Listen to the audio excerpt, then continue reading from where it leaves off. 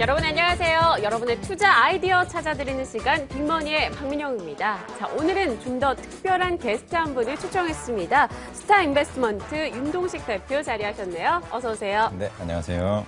네, 오늘 오셨으니까 제가 시장 얘기를 안 여쭤볼 수가 없습니다. 일단 시장 참 답답합니다. 이제는 그냥 하락 전환이란 말이 그냥 편하게 들릴 정도로 익숙해져 버렸어요. 어떻게 진단을 하고 계신가요? 지금 뭐 뚜렷한 수급 주체도 없고 모멘텀도 없고 실적 자체도 없다 보니까 시장이 좀 무너지고 있는 모습을 보이고 있는 것 같은데 네. 어떻게 보면 지금 시장 자체에서는 호재보다 악재를 오히려 더 좀 반영하고 있는 모습을 보이지 않는가라고 생각을 하는 게 맞는 것 같고요. 지금 보면 선진국에서 어떻게 보면 우호적인 경제 지표, 우호적인 상황이 계속적으로 나오다 보니 향후에는 한국 증시도 좋을 거라고 판단을 하고 있는데 원칙 이제 차트적으로 본다고 치면 원래는 이번 주 월요일부터 조금 빠졌어야 되는 건데 중국이 예상외로 PMI 지수도 잘 나올 것 같고 그리고 수출 증가율도 증가하는 모습을 좀 보이니까 괜찮은 모습으로 향후에 갈 거라고 판단하고 있습니다. 네, 알겠습니다. 일단은 긍정의 여지를 남겨주셨으니까요. 저희 기대해 보면서 오늘도 진행해 보도록 하겠습니다.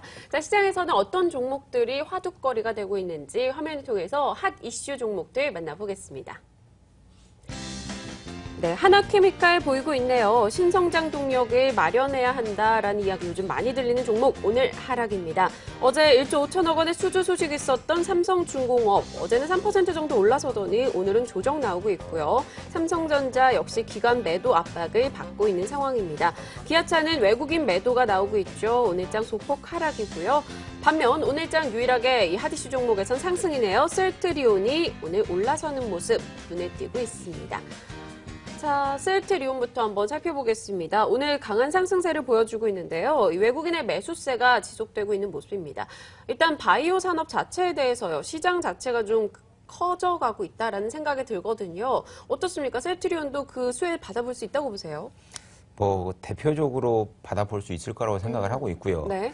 근데 셀트리온 같은 경우는 조금 애매한 상황이긴 한가라고 보는 게 맞는 것 같습니다. 지금 셀트리온이 코스닥 시총 1위 종목임에도 불구하고 어떻게 보면 쉽게 말해서 잡주 마냥, 테마주 마냥 움직이고 있는 모습을 좀 보이고 있는 상황인데 네. 이거에 맞춰서 코스닥 지수도 좀 변동폭이 클 거라고 판단되고 있고요.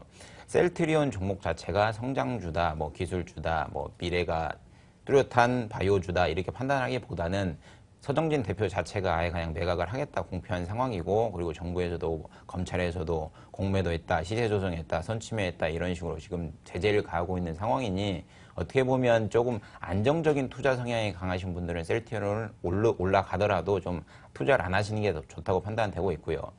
조금 투자가 좀 투기를 하고 싶다 하시는 분들은 좀 셀트리온 기술적 분석하셔가지고 들어가시는 전략도 유효하리라 보고 있습니다. 네, 이렇게 차트가 화면에 소개가 되는데 굉장히 변동성이 컸다라는 그런 종목 중에 하나가 아닐까 싶고요. 또 서정진 회장 주가 조작 혐의 소식 나오면서 또 한 번 큰 폭의 출렁임도 있었습니다. 일단 대표님의 의견으로는 셀트리온 뭐 상승 쪽의 여지는 있겠지만 투자할 땐 좀 주의를 기울여 보자라는 다소 보수적인 시각 제시하셨고요. 자, 기아차에 대해서 이야기 나눠보겠습니다. 올해 이제 신차 효과도 좀 기대를 하고 있는 가운데요. 현대차, 기아차 흐름이 지난주 썩 좋지는 못했습니다. 기아차 시가총액도 과거에는 한 5위는 됐었어요. 그런데 이제 9위까지 내려앉아 있는 상황이고요. 추가적인 모멘텀 뭐 찾아볼 수 있을까요? 기아차나 현대차나 현대모비스 이제 완성차 업체라고 막 얘기를 하는데 네. 이런 업종에 대해서는 전반적으로 한 3월 말이나 4월 정도 되면 탄력을 좀 붙지 않을까 생각을 하고 있고요. 현대차 같은 경우는 3월 같은 경우 이제 소나타가 출시가 되죠. 그러면 현대차에는 현대차 차트 말고도 소나타 차트라는 게 또 따로 존재합니다. 소나타, LF, YF 출시했을 때 이후 그리고 미국에 출시했을 때 이후의 주가 모습을 좀 보여주고 있는 차트가 있긴 한데 그 차트 모습대로라면 미국 출시 이후에는 현대차, 기아차가 오히려 좀 주가가 우상향하는 모습을 보이고 있는 상황인 것 같고요. 그렇다 보면 3월 말이나 4월 정도 되면 기아차와 현대차가 어떻게 보면 좀 우상향한 모습을 보일 것 같은데 과거 2009년 대비해서 가파른 상승이 나올 것 같지는 않고요. 네. 그거에 대비해서는 조금 상승폭이 둔화되더라도 어느 정도 좀 상승은 나오지 않겠는가라고 생각을 하고 있습니다. 그럼 이 기아차, 현대차 뭐 3, 4월에는 흐름 괜찮을 것이다 하셨는데요. 두 종목 중에 굳이 하나를 골라보자면 어떤 게 될까요? 저는 지금 투자를 만약에 한다고 하면 네.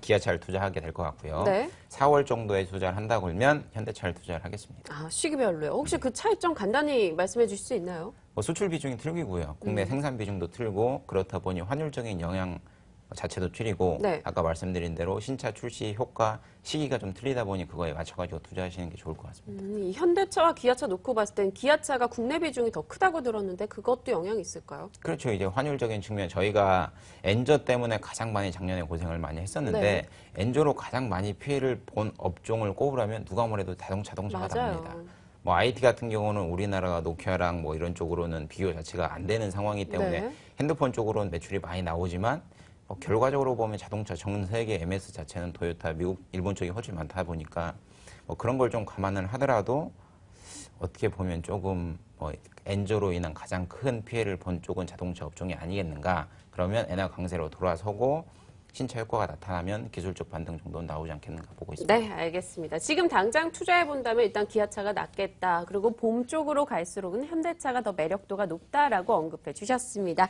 자, 그럼 본격적으로 오늘 투자 아이디어 찾아봐야겠죠? 키워드 열어보겠습니다.